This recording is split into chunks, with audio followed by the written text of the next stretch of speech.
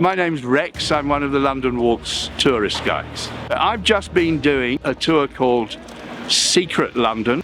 We go into some courtyarded areas. There's a famous place called Staple Inn, for example. If we can, we get into a church in a little private road off Holborn Circus.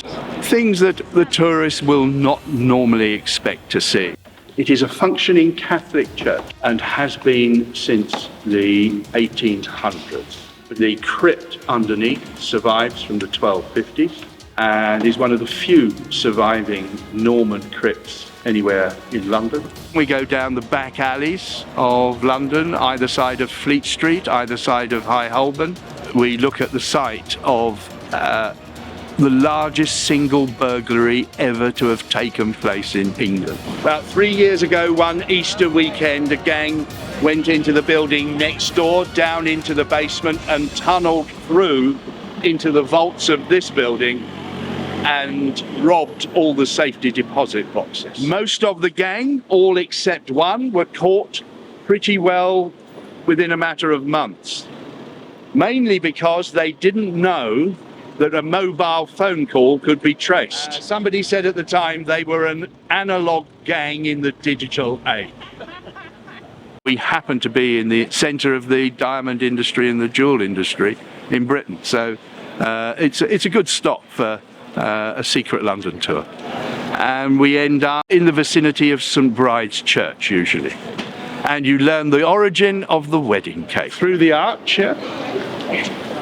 Places we visit are the kind of places you simply wouldn't see if you came on an ordinary, straightforward tourist's visit to London. The house is more famous for somebody who lived in it in the middle of the 1700s. The great English man of letters, Samuel Johnson, who is most famous, I suppose, for compiling the first workable English dictionary.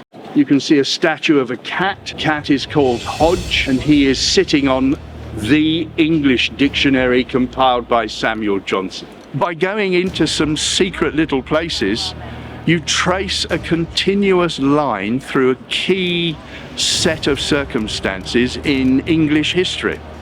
There is a common thread running through it about the religious conflict in English history, the political conflicts in English history, and the development of English common law.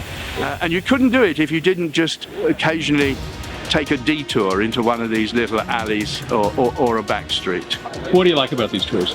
Well, I think they show you the places in between. Anybody can find Buckingham Palace, but let's say it's not your first trip to London. You don't need that. You need the places in between, the layers of social history and that sort of thing.